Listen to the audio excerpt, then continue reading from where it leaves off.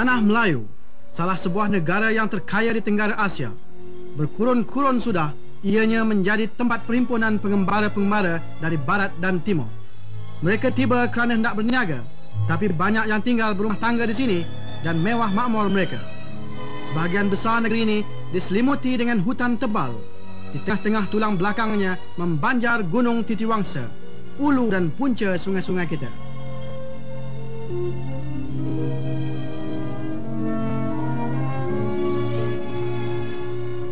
Di lembah-lembah Gunung Ganang ini ialah sawah padi yang membekalkan tenaga hidup bagi penduduk-penduduk di sini, Melayu, Cina dan India.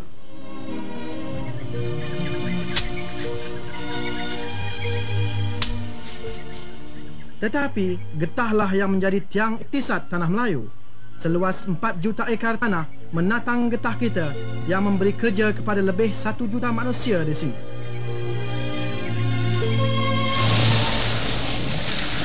Lepas getah bijih timah, 1/3 keluaran bijih timah dunia datangnya dari tanah Melayu, dari lombong dan kapal koreknya.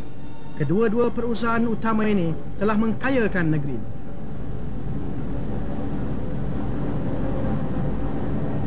Enam juta penduduk tanah Melayu dari berbagai bangsa dan agama telah lama hidup bersatu, aman dan damai, memberi sumbangan masing-masing membentukkan corak rupa pribadi negeri ini.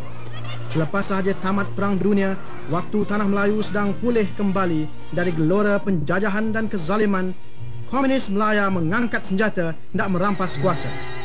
Mega merah komunis mengancam tanah air kita yang endah permai.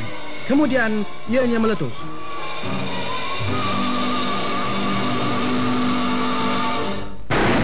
Huru-hara, porak-poranda, tanah Melayu dalam keadaan darurat.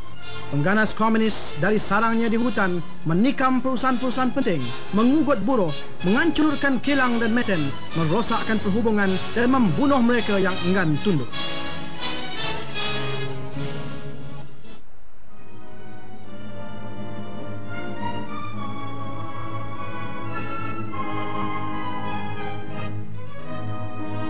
Pada awal darurat, perusahaan negeri hampir lumpuh. Pengganas komunis bersorak sambil lombong-lombong terhenti kerja. Ladang getah lengang dan perhubungan berkicai.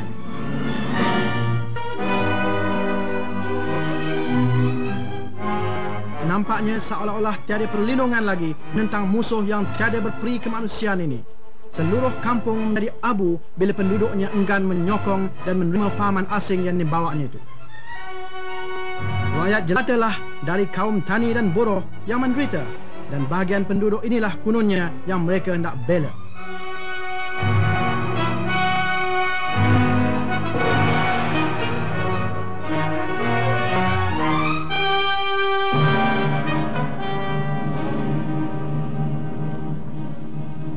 Penduduk tanah Melayu terkejut oleh keganasan ini, hampir-hampir hilang semangat.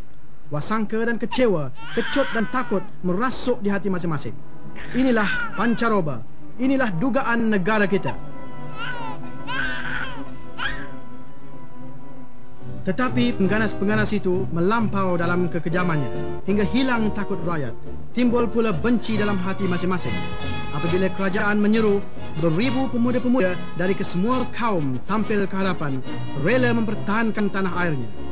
24,000 daripadanya jadi mata-mata khas. Yang lain masuk pasukan kawalan kampung dan polis tambahan.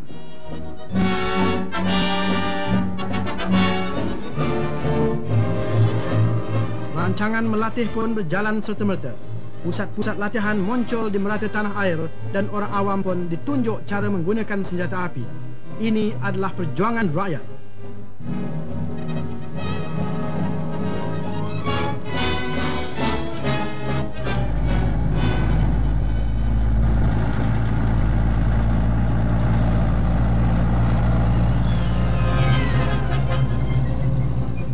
Kubu pertahanan segera didirikan di ladang-ladang dan di lombong-lombong. Mata-mata khas sesudah saja terlatih mengambil tempat masing-masing di medan perjuangan, mengawal tempat-tempat perusahaan siang dan malam.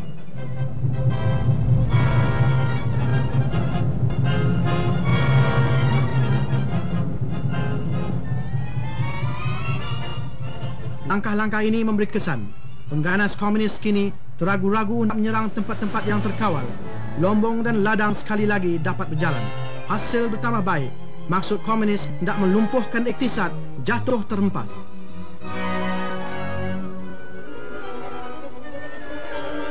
Adalah penting mencegah gerak-geri komunis itu. Jadi satu gerakan pendaftaran nama telah dilancarkan. Tempat-tempat pemeriksa diadakan di jalan-jalan seluruh negeri. Kad-kad pengenalan yang dibawa oleh rakyat ditelitikan.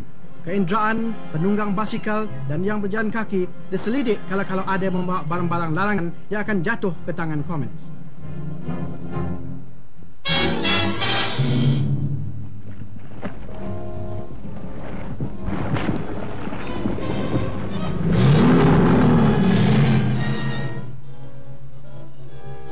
Pasukan polis yang sekarang reda dari tugasnya pergi menyerang musuh di tempatnya. Pasukan tentera juga menunjukkan taringnya. Serangan balas kini telah dimulai.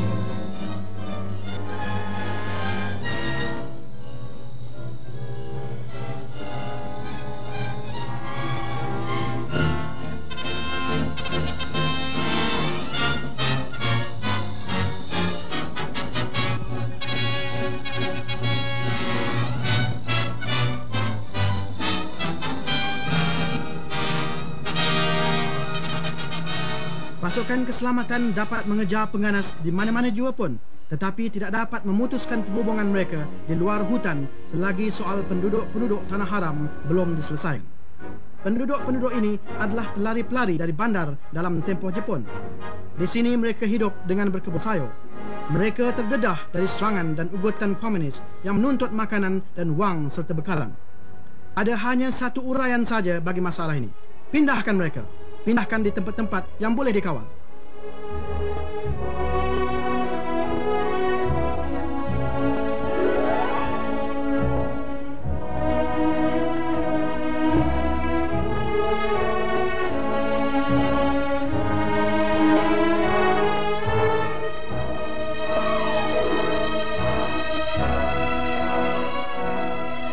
Pertengahan tahun 50, gerakan ini bertambah giat lagi dijalankan oleh Mendiang Lieutenant General Sir Harold Briggs. Seluruh ceruk rantau tanah Melayu, penduduk-penduduk dari kampung-kampung yang berbahaya berpindah ke kampung-kampung baru.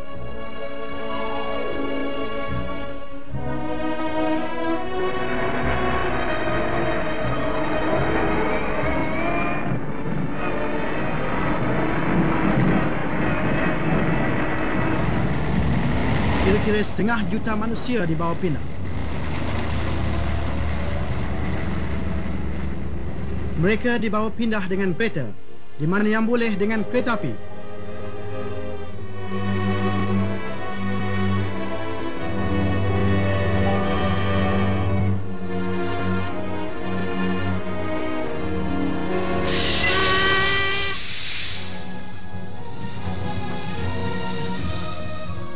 Di mana tiada jalan raya dan kereta api, mereka berpindah melalui sungai.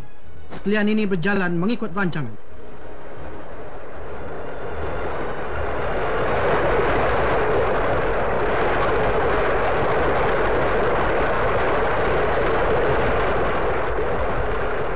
Keluarga-keluarga diberi sagu hati dan segala bantuan untuk hidup di tempat baru.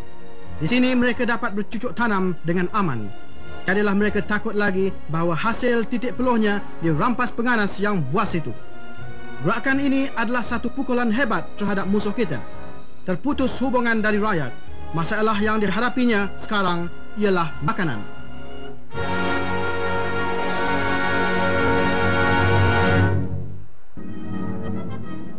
Satu tindakan membulurkan mereka telah dilancarkan dalam bulan Jun tahun 51. Makanan telah dilarang masuk di beberapa kawasan. Jagaan yang ketat telah dilakukan untuk mencegah jatuhnya makanan dan perbekalan ke tangan pengganas.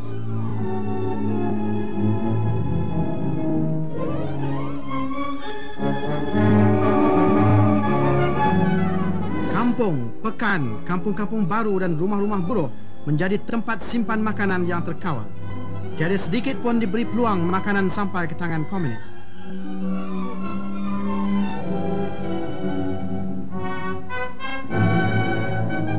Di setengah-setengah kawasan diadakan masakan beramai-ramai di mana nasi untuk seluruh kampung dimasak dalam satu dapur yang besar.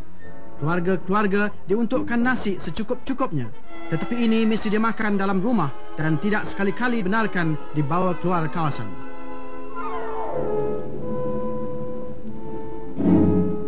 Sementara itu, pasukan keselamatan sambil menembus jauh ke dalam hutan, membakar sekalian ladang yang ditanamkan oleh komunis untuk bekalan makanan.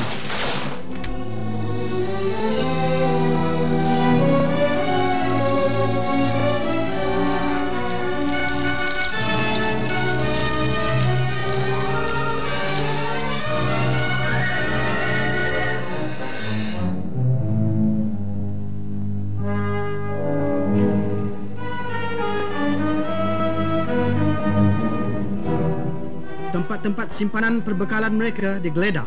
Setengah-setengahnya mengandungi bilangan besar makanan, ubat, kain baju, bateri lampu dan berbagai perkakas yang penting.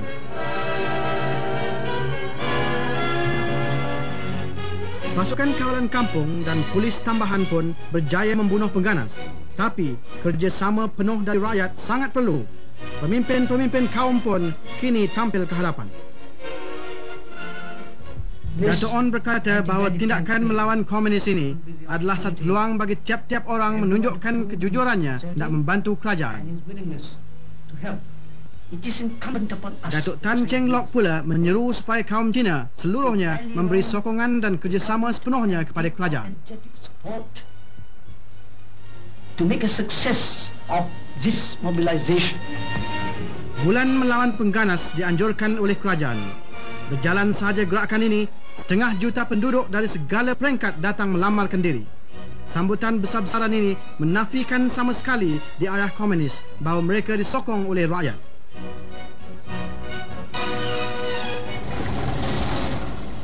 Pada bulan itu, tentera sukarela ini melegakan tugas-tugas polis dan pasukan keselamatan. Dengan itu, dapatlah mereka memperhebatkan lagi peperangan melawan komunis.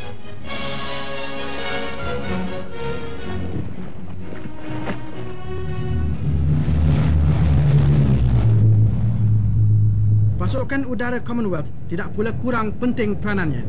Sambil membekalkan tentera darat, mereka tiada henti mengebom sarang-sarang pengganas.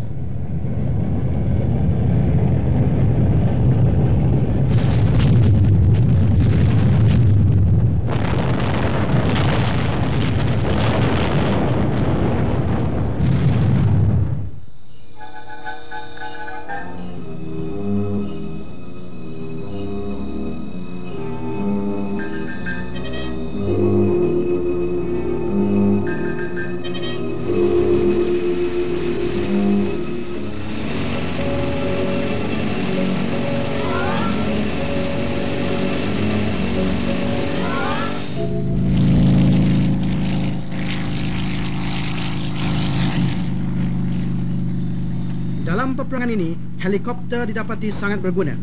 Askar-askar segera diangkut terus ke tengah-tengah belantara dengan tidak payah mereka berjalan berhari-harian lamanya.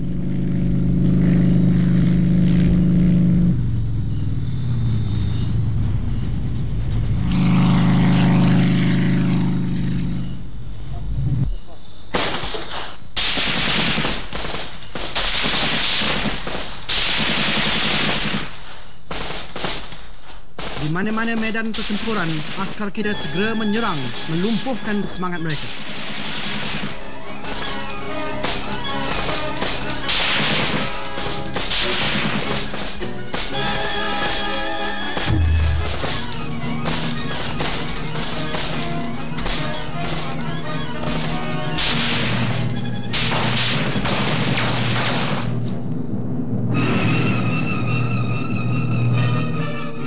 Sungguh pun banyak musuh yang tertewas, namun mereka berkeras lagi. Dalam tahun 51, keganasan makin bertambah. Musuh kita itu buas lagi ganas. Dengan serangan-serangan hendap di tempat-tempat yang tidak disangka-sangka, mereka dapat menewaskan pasukan keselamatan kita beberapa kali.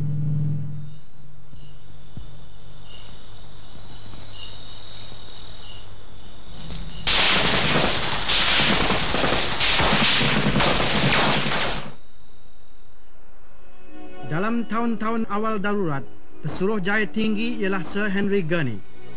Waktu menjalankan tugasnya selama 3 tahun, beliau telah dipandang tinggi kerana keberanian dan kebijaksanaannya. Beliau kerap melawat di seluruh negeri, hendak memerhatikan sendiri keadaan rakyat.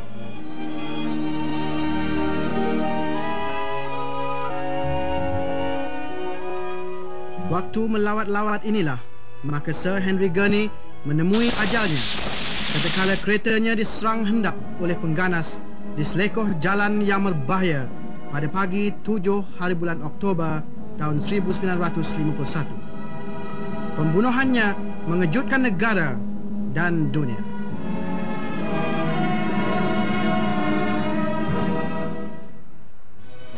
Pembunuhan Sir Henry Gurney membawa perubahan baru dalam soal peperangan di sini. Awal tahun 1952, General Sir Gerald Templer telah dilantik sebagai Pesuruhjaya Tinggi baru. Seorang prajurit sekarang memandu negara.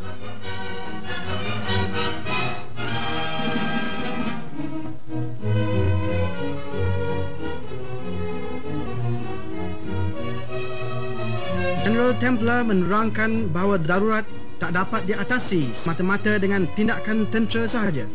Malah, hendaklah diperjuangkan dari segi masyarakat, iktisad dan siasat.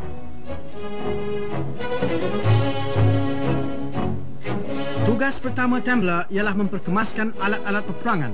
Latihan keras diadakan bagi sekalian pasukan bersenjata dalam cara-cara perjuangan di hutan.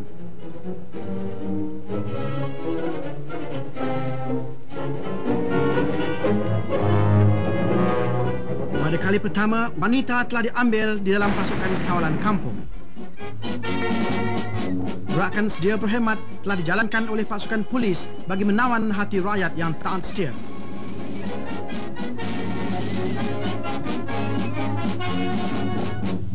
Peperangan semangat pun dipergiatkan lagi. Kapal terbang khas dengan alat pelaung suara terbang di kawasan-kawasan pengganas, roh mereka menyerah diri. Selain daripada itu, berpuluh juta risalah-risalah ditaburkan ke dalam hutan.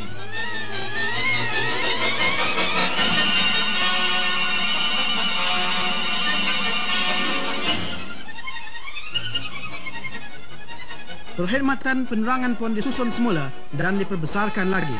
Orang awam digalakkan tampil ke hadapan dengan keterangan-keterangan mengenai pengganas komunis. Di setengah-setengah kampung, kertas soal jawab dikirimkan kepada penduduk-penduduk dan keterangan-keterangan mengenai gerak-geri pengganas komunis itu dapat dihantarkan secara rahsia melalui pos. Kerajaan juga mengumumkan hadiah-hadiah besar bagi keterangan-keterangan yang menghasilkan tertangkap atau terbunuhnya pengganas itu. Pesuruhjaya Tinggi tidak berhenti melawat pasukan keselamatan. Waktu inilah pasukan kawalan kampung memuncak kekuatannya hampir 1 juta orang.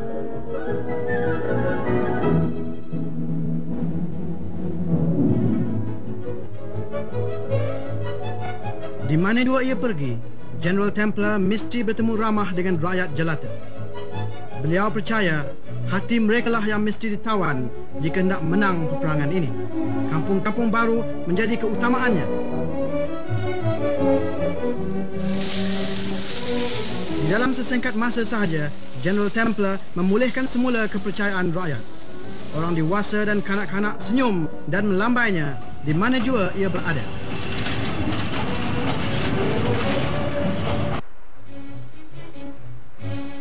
Tindakan Templer berhasil. Bulan Mei 52, pengganas mula menyerah diri beramai-ramai. Dalam tahun itu juga, pasukan persekutuan ditubuhkan.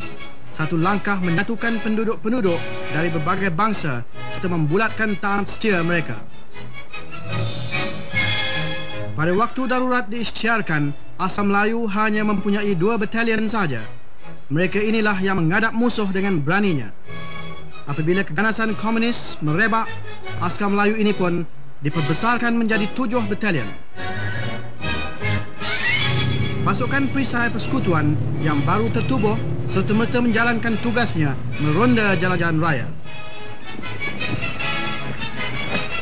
Pasukan simpanan Angkatan Laut juga ditubuhkan. Dari mulanya lagi, Angkatan Laut kita mengawasi pantai kita. Pasukan tambahan Angkatan Udara juga mulai tugasnya, mula-mula di darat, kemudian di udara dengan pemandu-pemandu anak negeri. Membantu tentera ialah pasukan sukarela. Pemuda-pemuda ini bertanggungjawab atas pengangkutan dan menjaga keinderaan.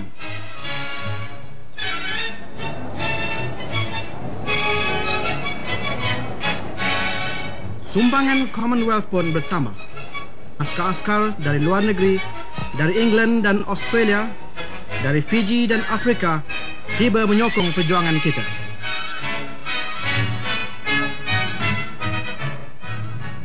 Tamat sahaja berlatih, mereka pun mara bertempur. Tindakan bersama kerap kali dilakukan. Ini adalah usaha serentak oleh kerajaan, pasukan keselamatan dan rakyat.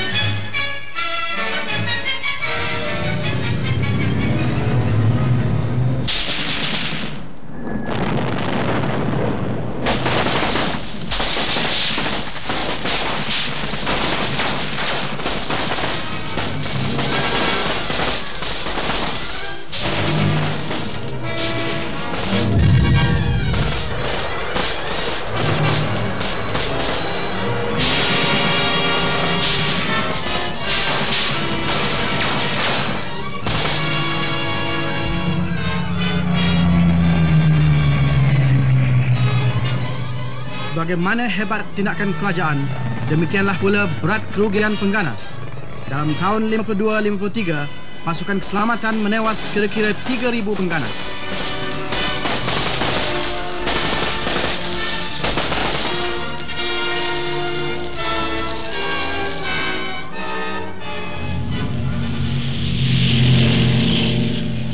Sungguh pun begitu teruk tanggungan mereka, namun mereka masih jadi punca kekacauan selagi pengkalan-pengkalan mereka jauh di dalam hutan tidak dihancurkan. Ini kali yang pertama askar payung terjun digunakan.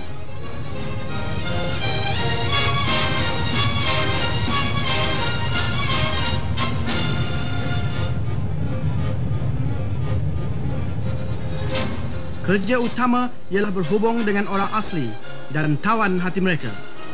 Jauh dari tamadun, mereka ini menjadi mangsa yang senang bagi pengganas-pengganas itu.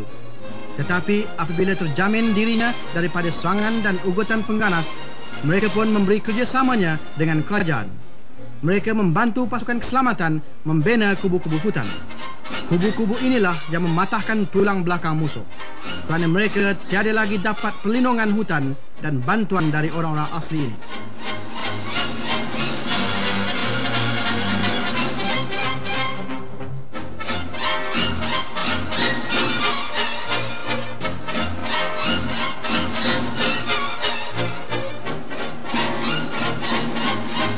Selain daripada kepentingan tentera, kubu-kubu ini mendatangkan faedah bagi orang-orang asli. Sekolah dan perbekalan ubat diadakan untuk mereka. Makanan dan bekalan dikirimkan melalui udara supaya tiadalah lagi mereka membuat kebun yang kerap dirampas hasilnya oleh pengganas.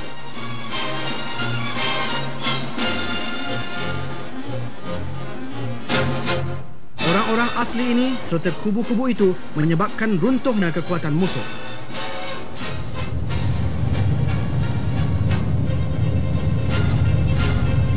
Seluruh darurat, perbekalan diturunkan dari udara supaya dapat askar-askar menembusi hutan, kadang-kadang berbulan lamanya. Sewaktu menggambar inilah, maka 2 orang penggambar Malayan Film Unit terkorban tatkala kapal terbangnya jatuh. Hanya gambar ini saja yang dapat dicari, tetapi mayat mereka gaib.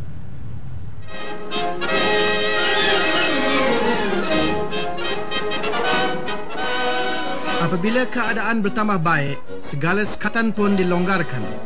Rakyat perlu dibebaskan dari cengkaman darurat. Dalam bulan September 1953, General Templer mengumumkan kawasan putih yang pertama, yang mengandungi 221 batu persegi sepanjang pantai Melaka. Tempat tempat periksa disingkirkan, sekatan makanan dan lainnya dimansuhkan, dan segala barang-barang boleh diangkut di dalam kawasan yang diisytiharkan putih. Perintah berkurung ditiadakan lagi dan penduduk-penduduk di kawasan putih dapat hidup seperti sedia kala.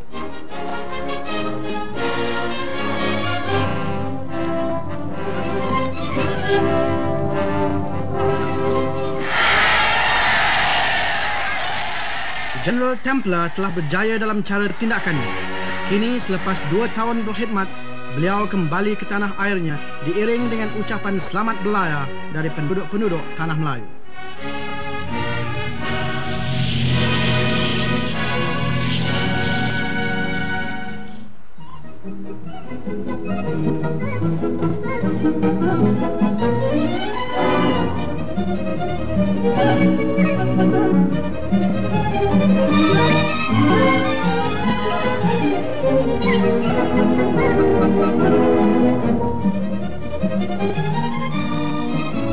Tanah Melayu telah selamat menempuh ujiannya yang sengit. Rakyat tiada lagi berasa kecut, malah hilang takut, timbul pula harapan. Kesengsaraan tahun-tahun yang lalu telah menerbitkan semangat baru. Rakyat inginkan perubahan baru dan hidup baru.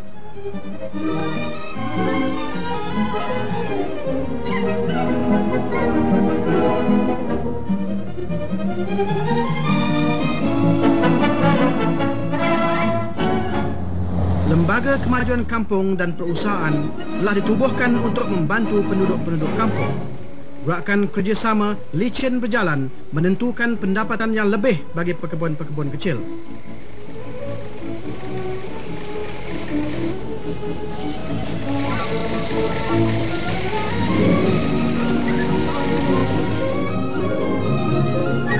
Kampung-kampung baru hasil dari tindakan darurat kini menjadi satu pusat usaha yang cergas lagi membesar.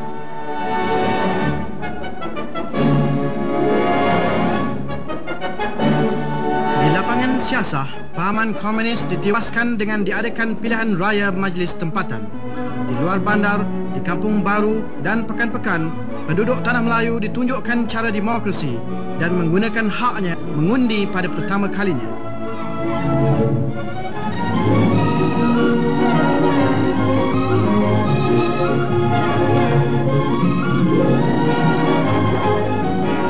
Fajar baru menyingsing di tanah air kita.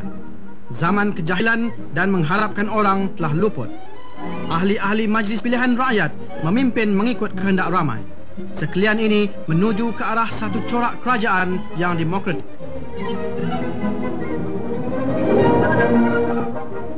Pilihan raya yang pertama pada tahun 1955 adalah satu kemajuan dalam perkembangan siasat. Satu-satunya yang menarik dalam peristiwa negara ini ialah percantuman 3 buah parti siasat yang besar, mewakili segala kaum. Dalam kempen pilihan raya, parti Perikatan ini melaungkan merdeka untuk Tanah Melayu sebagai semboyan perjuangannya.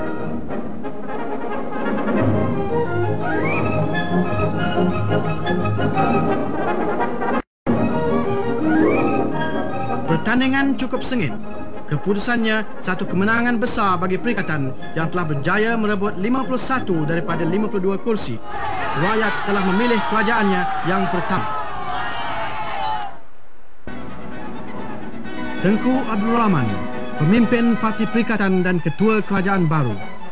Bagi menamatkan darurat, Tengku mengumumkan pengampunan beramai-ramai. Pihak komunis minta satu persidangan. Tengku setuju, tapi hanya untuk menerangkan syarat-syarat pengampunan itu. Dan dengan itu, segenap pandangan dunia sekarang ditumpukan selama 2 hari di Pekan Baling. Di dalam satu bilik darjah, perundingan berjalan di antara ketua-ketua kerajaan dengan kepala pengganas Chin Peng, Setiausaha Agung Parti Komunis. Sebagai dijangka, tuntutan pertama komunis ialah supaya diiktirafkan partinya. Ini telah ditolak sama sekali. Pihak komunis itu cuba nak menukarkan kekalahan tenteranya menjadi satu kemenangan siasat. Jadi gagallah persidangan itu.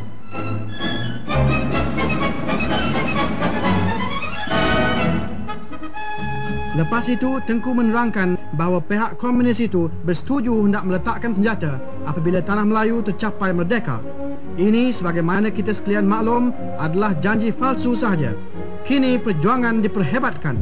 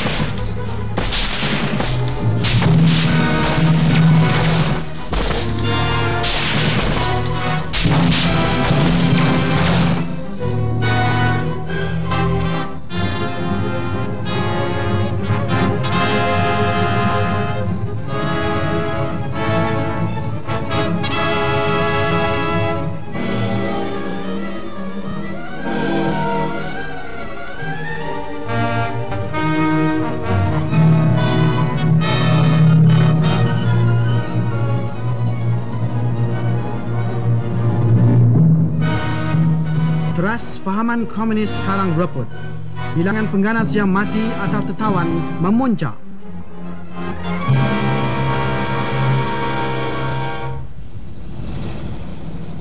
Sementara itu, tindakan tentera mara kesempadan negeri Thai. Di Betong, Tengku berunding dengan General Pau, Ketua Polis Thai.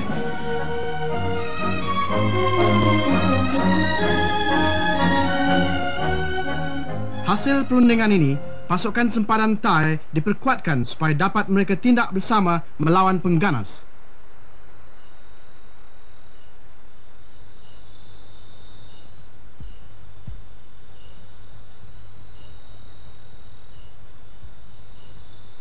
Awal tahun 56, Tengku terbang ke London untuk berunding. Tugasnya sekarang ialah untuk meyakinkan kerajaan British bahawa Tanah Melayu sudah sampai masanya merdeka. Tengku berjaya. Beliau diberi jaminan bahawa kemerdekaan penuh akan diberi dalam tempoh 18 bulan. Ini adalah 2 tahun terawal dari matlamatnya.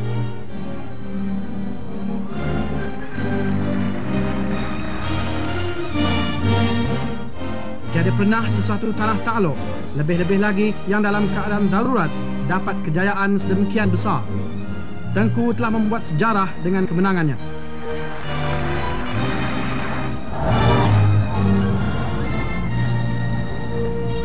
Balik ke tanah air, Tengku telah disambut sebagai kesatria dari medan perjuangan.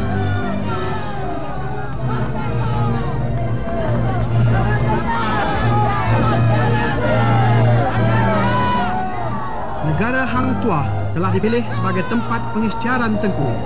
Berseru kepada rakyat supaya bersabar, beliau berikrar, atas korban dan taat tuan-tuan, saya akan membina negara Tanah Melayu.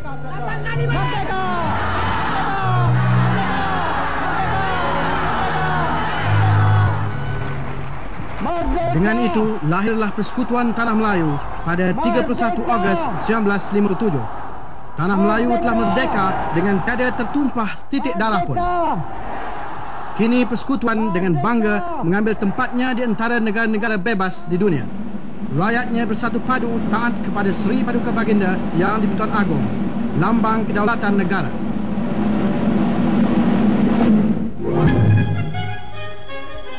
Sejurus kemudian, Tengku mengumumkan tawaran merdeka bagi pengganas menyerah diri. Ini adalah permulaan perarakan rakyat di seluruh tanah air, kebanyakannya diketuai oleh Tengku sendiri. Sangatlah berjaya tawaran merdeka itu hingga dilanjutkan tempohnya oleh kerajaan. Hingga tahun 58, 646 pengganas telah mengambil kesempatan akan tawaran menyerah diri itu. Kawasan putih pun meliputi daripada 20 hingga ke 80% negara kita. Kemenangan akhir terbayang tiada jauh lagi.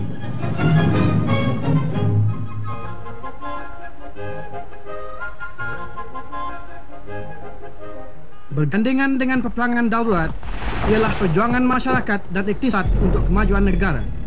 Rancangan 5 tahun telah dilancarkan. Yang penting ialah melaksanakan dasar pelajaran yang baru untuk menyemaikan semangat kebangsaan dengan menggunakan bahasa Melayu sebagai bahasa kebangsaan.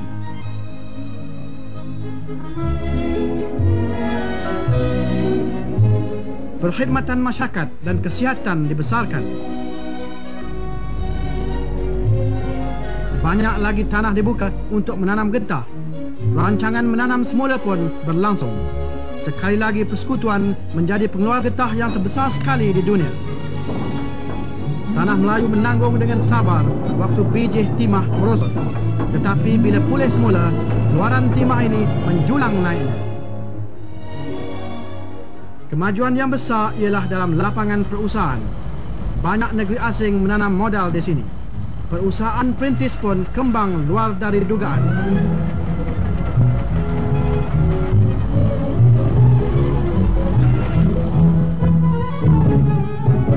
Perumahan di Tanah Melayu pun menakjubkan. Berbagai bentuk bangunan muncul seperti cendawan.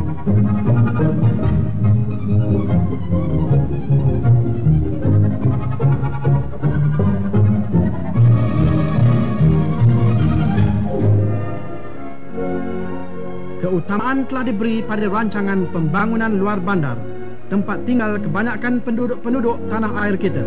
Satu corak baru telah terbentuk di luar bandar.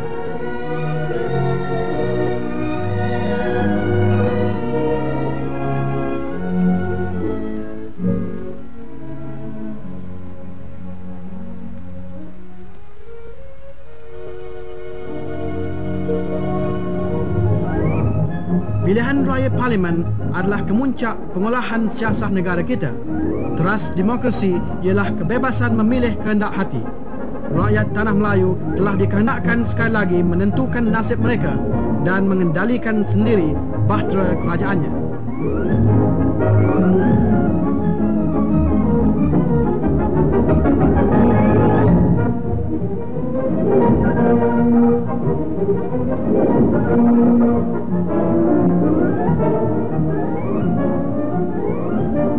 Keputusannya sekali lagi kemenangan bagi Parti Perikatan. Rakyat telah menaruh kepercayaan akan kerajaan yang diketuai oleh Tengku Abdul Rahman. Dalam bulan April 1960, Seri Paduka Baginda Yang di-Pertuan Agong dalam ucapan titahnya kepada Parlimen menyampaikan berita yang ditunggu-tunggu kian lama oleh rakyat.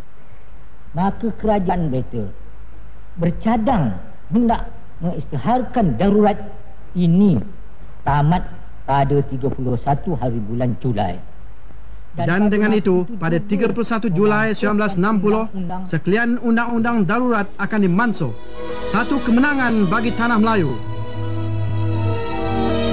Kita telah menempuh segala uji dan dugaan dengan hati yang cekal dan semangat yang kuat, lagi kokoh bersatu padu. Terhutang budilah kita kepada pasukan keselamatan, baik dari tanah air kita maupun dari Commonwealth, kerana taat mereka dan kerelaan mereka mengorbankan diri.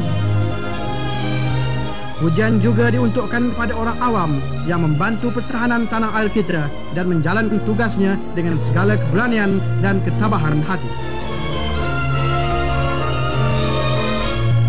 Dalam taufan dugaan negara, banyak bunga yang mekar gugur. Kepada mereka, marilah kita hadiahkan Fatihah. Mereka telah mengorbankan diri untuk mempertahankan Ibu Pertiwi dan kebebasan demokrasi. Jauh sudah mereka dari mata kita, tapi di hati kita, mereka tetap berada memberi perangsang menurut jejak mereka, membela persekutuan Tanah Melayu.